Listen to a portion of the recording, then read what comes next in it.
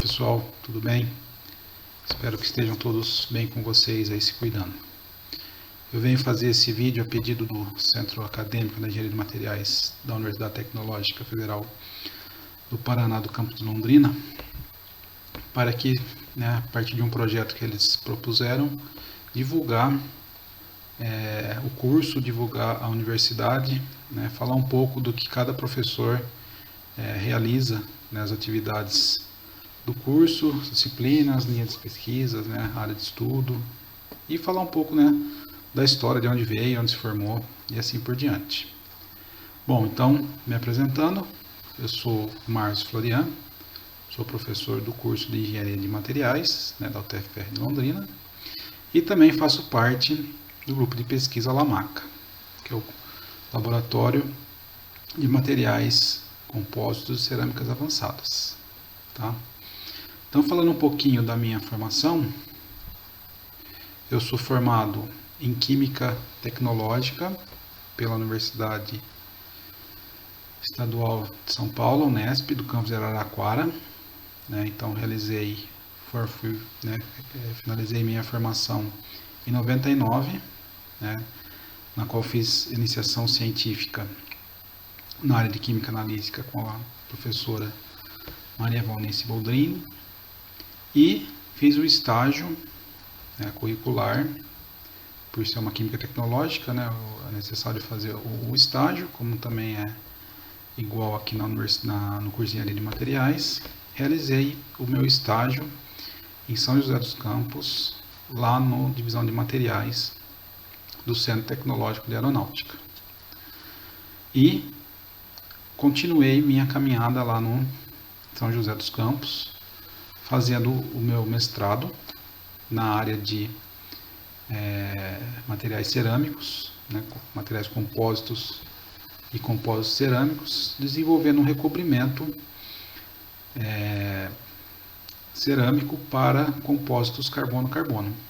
Então, era um recobrimento chamado de alto funcional, de funcional, na qual ele teria uma função de, dependendo da temperatura que fosse atingida o material compósito, o compósito de carbono-carbono, ele teria um ou outro tipo de proteção. Tá? Então, desde lá do meu estágio, eu fui orientado pelo professor Carlos Alberto Alves Cairo. Tá? E depois de finalizar o mestrado em 2002, eu dei continuidade ao doutorado, também com o professor Carlos Cairo, na qual eu realizei a síntese de um compósito de carbeto de silício, tanto matriz como fibras. Tá?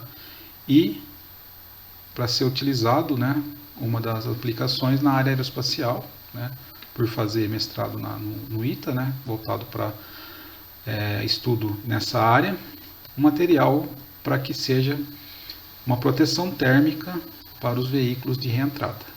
Então, eu realizei a obtenção desse compósito lá no ITA e fiz a caracterização desse material na Universidade de Bordeaux. Então, realizei um doutorado sanduíche na Universidade de Bordeaux, fui orientado pelo professor Jean-Christophe Batzali, que é um dos professores bastante renomados nessa área de caracterização térmica por câmeras infravermelho, E um pouco antes de finalizar o doutorado, em 2007, eu vim para Londrina para trabalhar na empresa Ângelos, como pesquisador na área de materiais dentários. Então foi uma época que havia bastante recurso financiável para a empresa desenvolver pesquisas, né, na indústria. Então vim para Ângelos, né, como pesquisador nessa área, né. E aí muitos me perguntam, né, mas você desenvolvia materiais para uso aeroespacial e veio trabalhar aqui com materiais odontológicos, né, materiais dentários? Então, a resposta que eu sempre dou, né, para os alunos, para quem pergunta, é que você tem que saber o material, né, a estrutura, a composição, as propriedades que o material possui, né, e aí você direciona o uso, né. Então, depende do tipo de material, né, do cerâmico, ele tem uma vasta utilidade em diversas áreas. Então é somente você poder aplicar na área que o material ele tem suas melhores propriedades, tá? E durante esse tempo que eu fiquei lá na Ângelos, né, eu trabalhei não só com materiais cerâmicos, mas também com materiais metálicos, poliméricos, resinas, né, materiais compósitos. Então a gente estudou diversos tipos de materiais, né, formulamos, desenvolvemos produtos que estão em mercado ainda, né, e antes de eu me desligar da Ângelos, eu passei um tempo como professor temporário aqui na UTF de Londrina, né, dando aula para o curso de licenciatura em Química. Então era um curso que estava iniciando em 2011 e fui chamado para dar aulas como professor temporário. E em 2012, foi o ano que eu me desliguei da Ângelos, aí sim eu vim para o curso de Engenharia de Materiais. Então desde 2012 eu estou atuando no curso de Engenharia de Materiais, tá? E quais são as disciplinas que eu ministro no curso? Então, as disciplinas relacionadas aos materiais cerâmicos, tá? Então, primeira disciplina lá no 5º período, relacionada à estrutura e propriedade dos materiais cerâmicos, né? Então aqui é onde vocês conhecem um pouco a fundo os materiais cerâmicos, que vocês veem lá em Ciências dos Materiais, né? Aqui a gente dá um foco um pouco maior dos materiais cerâmicos, né? Utilizações, tipos, características, né? Usos, processos relacionados aos materiais cerâmicos, né? Sinterização e assim por diante. Depois, no 7º período, a gente fala de diferentes tipos de processamento de materiais cerâmicos, né? Uma continuidade do que vocês vê em processamento de materiais cerâmicos 1. Né? Então a gente dá outros tipos diferentes de processamentos. No 7º período também a gente fala um pouquinho de síntese de materiais. Né? Então essa aqui é uma disciplina que envolve a síntese de materiais cerâmicos e poliméricos. Então eu fico com a parte de materiais cerâmicos e o professor Fábio Ferreira, que é do Departamento de Química, ele ministra a parte de materiais poliméricos. Então nessa parte aqui a gente vê principalmente a síntese das cerâmicas avançadas, né? Como que são feitos os métodos, diferentes métodos e assim por diante. E também ministro, uma vez por ano, né? A cada 2 semestres, uma disciplina de materiais dentários. Então essa disciplina foi pensada devido ao período que eu passei, né, trabalhando na empresa Ângelos. Então a gente dá uma passada né, na maior parte dos materiais dentários, então todas as áreas, cerâmicas, polímeros, resinas, metais, compósitos, né, e assim por diante. Então a gente dá uma introdução, né, de onde os materiais são utilizados, cada tipo de material e assim por diante. Tá? Falar um pouco das linhas de pesquisa que atualmente eu estou trabalhando, né, junto com os alunos. Então, primeiro de tudo, são os materiais cerâmicos avançados, principalmente baseados em alumínio e zircônia. Tá? Então, aqui é possível ver uma micrografia, né, de uma zircônia que a gente trabalha. Né? A gente também trabalha com biocerâmicas, normalmente as biocerâmicas à base de fosfato de cálcio, então hidroxiapatita, trifosfato cálcio, né? Materiais para uso médico, né?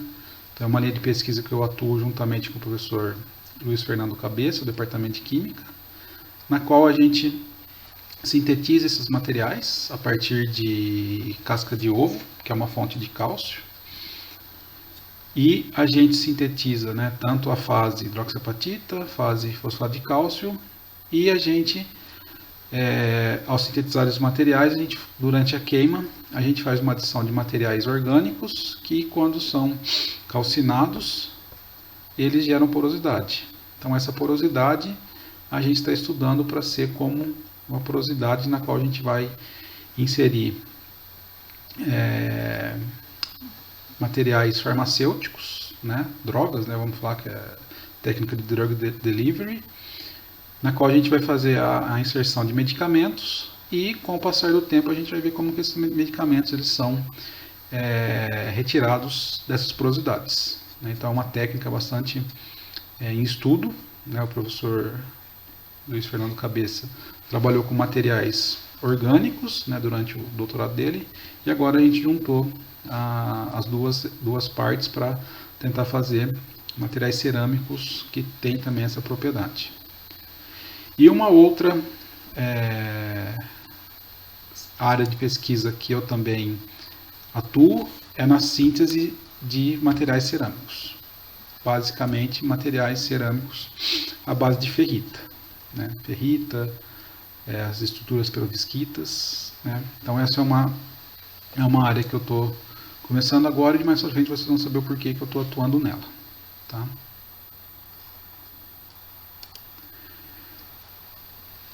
Falando um pouco dos projetos que foram desenvolvidos na universidade, né, desde 2012 que a gente está atuando. Então esse daqui é um projeto que teve, né, foi em conjunto com a empresa Ângelos, né, e o BNDES, que foi a agência financiadora, né? Então a gente desenvolveu blocos de zircônia translúcido para usos odontológicos, né? Então esse foi um projeto desenvolvido juntamente com o professor Luiz Eduardo Carvalho, também do curso de Engenharia de Materiais, e devido ao relacionamento, né, que eu apresentava com a empresa Ângelos, a gente então submeteu esse projeto e conseguimos desenvolver, tá?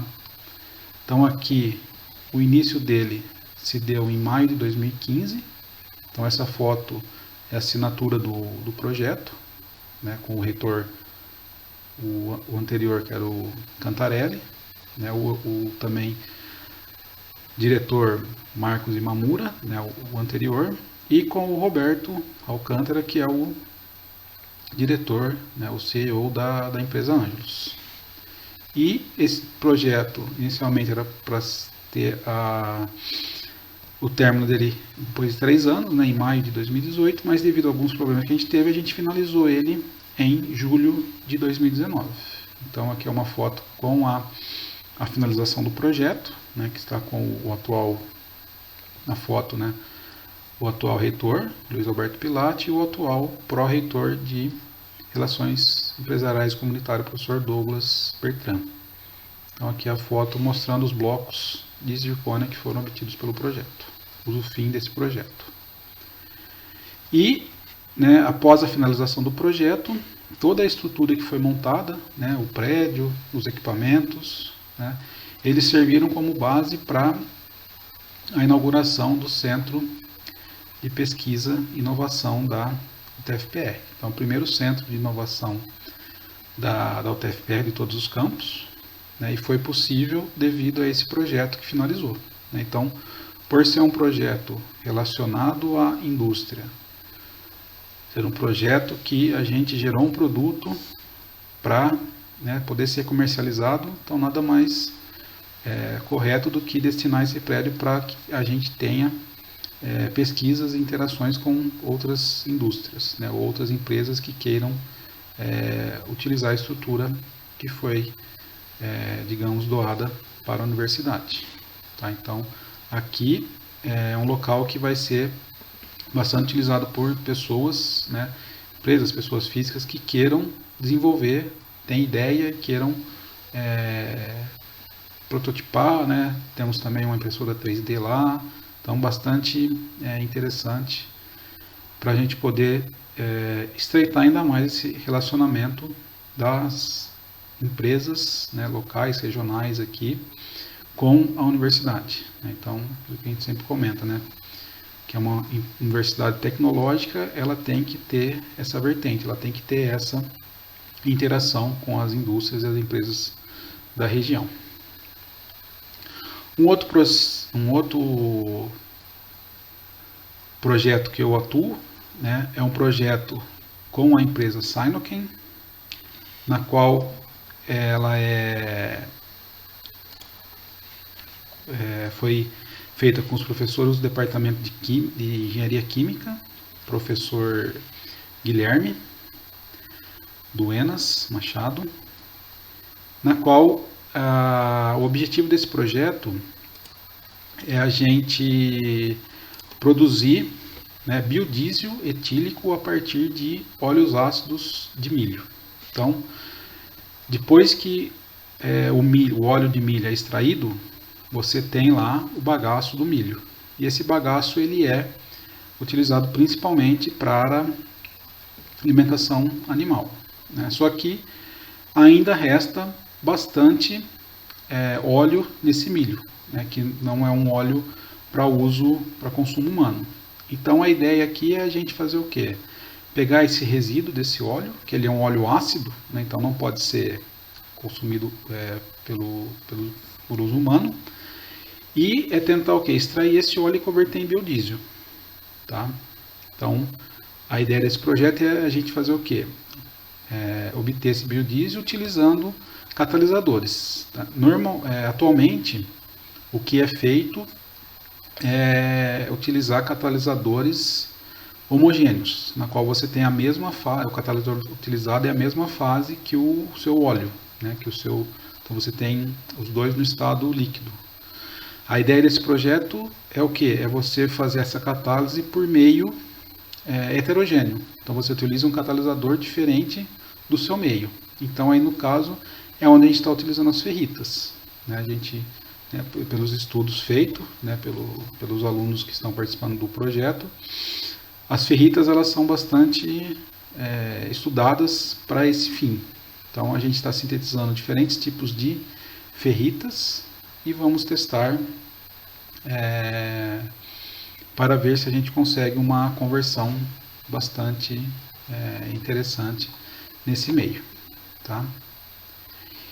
E para finalizar, mostrar alguns alunos, né, que estão fazendo os estudos com a gente, tanto iniciação científica como trabalho e conclusão de curso. Então, o primeiro aqui é a Beatriz Angonese. Ela fez a iniciação científica estudando a síntese da hidroxiapatita, né, e conformando ela porosa a partir de material orgânico. Tá? Então, ela utilizou um material orgânico de origem sintética e na qual ela obteve resultados bastante interessantes. E agora, no seu TCC, ela está propondo um estudo baseado em biomateriais.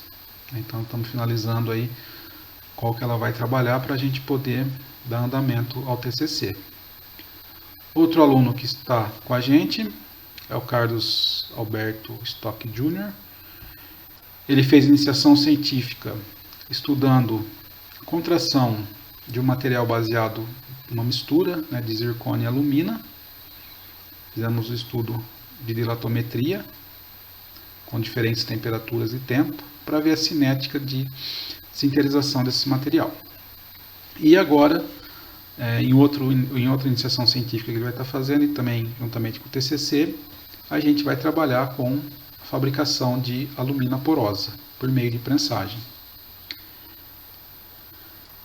Outro participante é a Tamires Gomes Teraoka, também está estudando alumina, né, mas ela vai obter essa alumina porosa por outro processo, por outro processamento, que é a polagem de barbutina. Então a gente vai utilizar um material orgânico de origem vegetal, que são as fibras de seda, né, os fios de seda, e vamos tentar obter microtubos de alumina, microtubos cerâmicos, para fins que a gente comentou anteriormente, como proteção térmica, né, ou isolamento térmico e também como materiais de drug delivery, né, de liberação de fármacos. E o último que está trabalhando com a gente na iniciação científica é o Leonardo Rodrigues Moscatelli. Então ele também está trabalhando, também obtendo materiais porosos, com porosidades contínuas, né, também a partir de fios de seda, né, então eles estarão começando agora esse estudo. Agradeço esse tempo, né, de poder compartilhar com vocês informação, né, linha de pesquisa. Está aqui meus contatos, né, o e-mail, Facebook do grupo de pesquisa Lamaca, meu LinkedIn e meu currículo Lattes. Quem quiser, né, entrar em contato comigo, fique à vontade, né, por esses canais aí. Quiser conversar, trocar figurinha, né, quiser trabalhar alguma coisa do tipo, né, eu fico à disposição. Agradeço, né, novamente ao Centro Acadêmico aí pela oportunidade de estar podendo divulgar o que é feito no curso, o que é feito na universidade. Muito obrigado.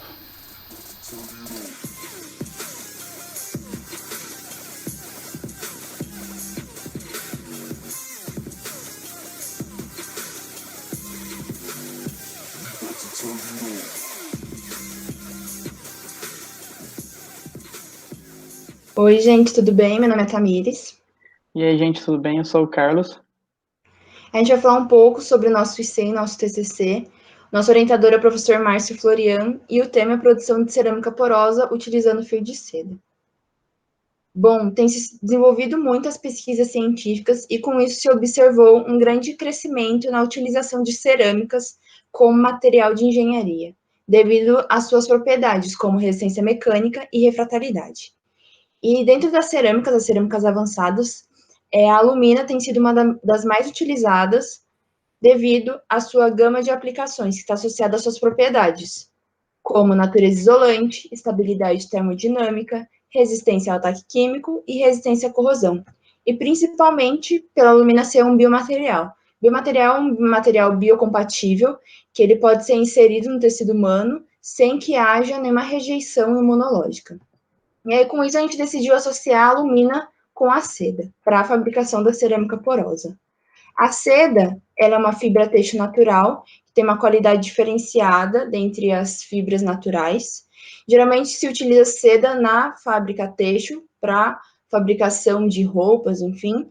Porém, a gente decidiu utilizar para a fabricação de cerâmica porosa, por ser algo novo, não tem muito estudo nessa área, e como no processo a gente vai fabricar em temperaturas bem superiores à da degradação da seda, então a gente decidiu utilizar a seda como um gerador de poros e com isso obter essa cerâmica porosa. E aí a gente utilizaria na liberação de fármacos e como isolante térmico. Agora eu vou falar um pouco sobre a metodologia da pesquisa. O processo que eu vou utilizar é o processo de colagem com barbotina. Consiste em você preparar um molde de gesso, pegar a barbotina nada mais é que um pó cerâmico mais aditivos. Você coloca essa barbotina dentro desse molde de gesso, e aí com o tempo, é bem rápido, começa a formar uma parede, e aí quando chega na espessura desejada, você verte esse excesso de barbotina em outro recipiente, e obtém a peça. Aí você espera um processo de secagem, faz pré-sinterização, citerização para a compactação da peça e para a liberação de orgânicos, produtos orgânicos, e aí obtém a peça final. Esse processo é muito utilizado na fabricação de vasos sanitários. Porém, na minha pesquisa, eu não vou chegar a utilizar um molde de gesso, mas a técnica é a mesma. Vou produzir a barbotina, vou utilizar a fibra de seda, só que como a fibra de seda é muito fina, tem cerca de mais ou menos de 10 a 12 micrômetros o diâmetro, então eu vou tramar essa fibra de seda, pegar essa fibra de seda, imergir sobre um recipiente com a barbotina, esperar um tempo até formar a espessura desejada, e aí, posteriormente, eu iria fazer secagem para sinterização e sinterização. E aí, durante esse processo, como trabalhamos em temperaturas de cerca de 1.000, 1.200 graus Celsius, o fio de seda acabaria se degradando e formaria aí a cerâmica porosa. Bom, a metodologia da minha pesquisa, né, da minha iniciação científica, possui a mesma finalidade que o Datamires, de produzir a cerâmica porosa, porém vai utilizar um outro processo de fabricação, que é a prensagem uniaxial, que vai consistir em também tramar a fibra de seda, você fazer uma manta bidirecional e inserir no molde. Você fazer camadas do pó cerâmico com a camada bidirecional e fazendo camadas até você depois obter a sua espessura desejada e com isso fazer a prensagem. A prensagem uniaxial, ela tem dois tipos, tem a prensagem uniaxial de ação simples e de ação dupla. A de ação simples é você fazer uma carga de uma única direção, né, tanto por cima quanto por baixo, e a de ação dupla é você fazer a carga nas duas direções ao mesmo tempo. A de ação dupla, ela acaba sendo melhor, né, produz melhores propriedades, porque você faz uma compactação mais homogênea. Depois de que você faz a prensagem, você vai retirar o corpo verde, né, do molde e vai fazer a sinterização.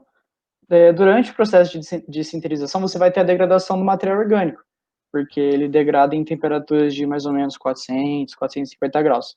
E com isso você vai gerar a porosidade que a gente deseja. Bom, o nosso TCC, ele é basicamente uma continuação, né, da minha linha de TCC, de iniciação científica.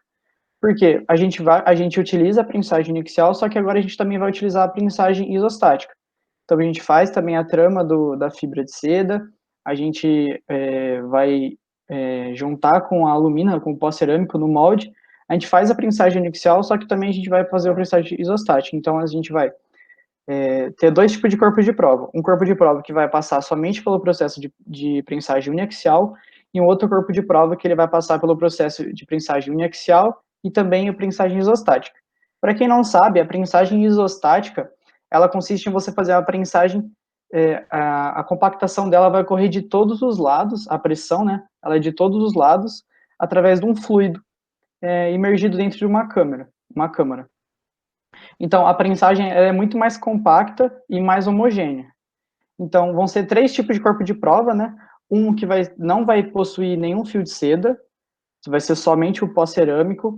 Um que vai possuir uma camada bidirecional e o outro com uma camada tridimensional.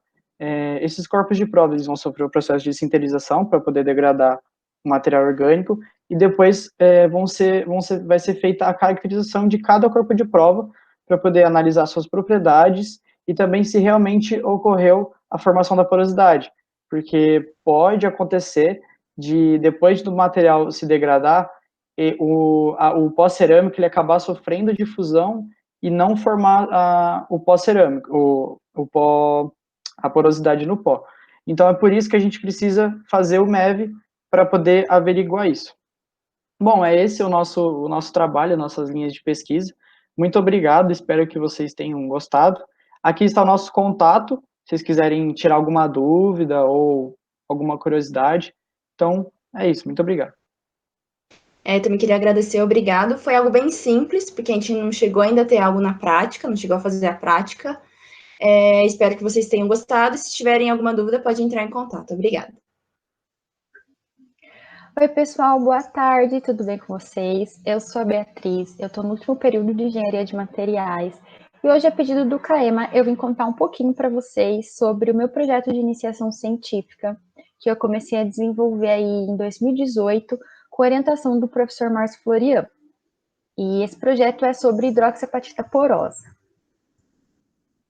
Bom, com o aumento da expectativa de vida, a população ela tem passado a viver cada vez mais. E é natural que ao longo do tempo a gente perca colágeno, a gente perca a sustentação do músculo. E isso pode vir a acarretar alguns problemas de saúde. Também, cada vez mais a gente escuta falar sobre sustentabilidade, sobre reaproveitar aqueles resíduos de uma forma inteligente e reinseri-lo novamente na cadeia produtiva. E foi pensando nisso que a gente deu início a esse projeto. Bom, mas por que a hidroxiapatita porosa? Primeiro de tudo, o que é um biomaterial?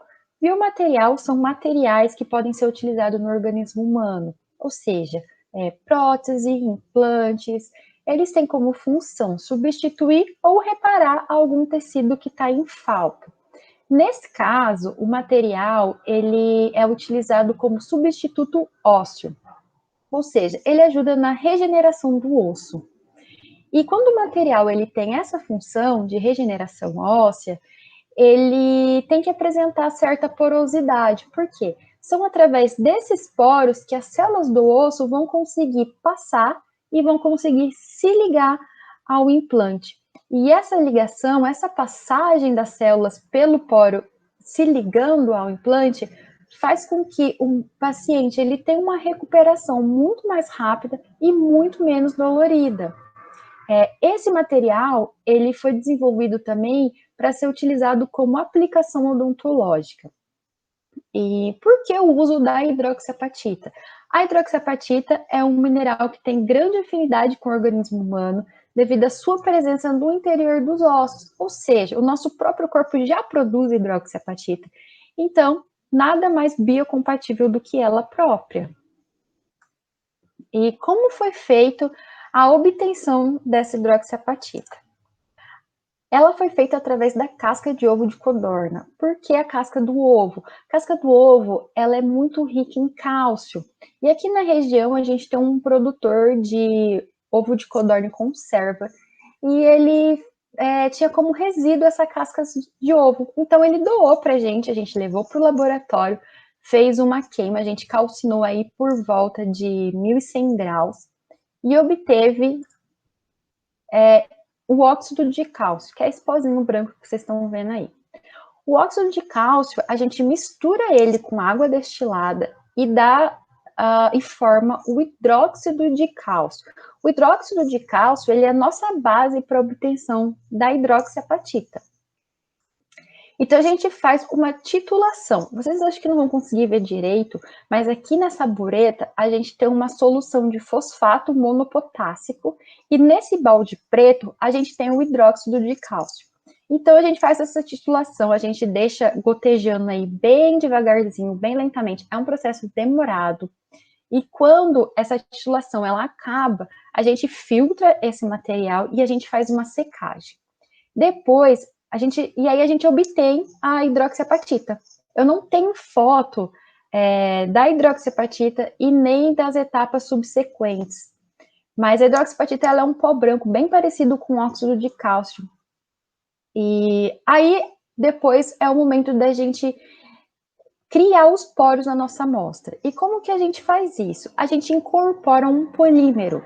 Nesse caso, a gente utilizou o polietileno glicol, também conhecido como PEG, porque ele é um polímero altamente biocompatível. E o tamanho dos poros que a gente quer formar depende do peso molecular do PEG. Então, se você quer obter uma amostra que tem poros maiores, você utiliza um PEG que tem um peso molecular maior. Então, a gente faz essa incorporação, aí a gente faz novamente a filtragem, novamente a secagem, só que agora a gente faz uma etapa a mais, que é a prensagem. Quando a gente faz a prensagem, a gente obtém essas pastilhinhas. Essas pastilhas, elas vão ser levadas ao forno para fazer a sinterização. Depois da sinterização, a gente faz as análises técnicas.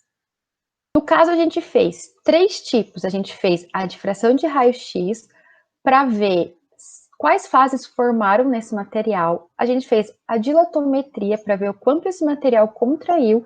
E a gente fez o MEV para ver a formação dos poros da amostra. Essa foto que vocês estão vendo aí é o MEV, e a gente viu que a gente conseguiu obter aquilo que a gente esperava, porque a gente pensou que quanto maior o peso molecular, maior seria o tamanho dos poros, e realmente foi isso que a gente teve. Então, um PEG 6000, ele apresentou um poro maior do que as outras amostras. Essa é a nossa primeira parte do experimento. A segunda parte, então, a gente quis pegar diferentes frações de pesos moleculares diferentes de PEG e incrementar em uma amostra.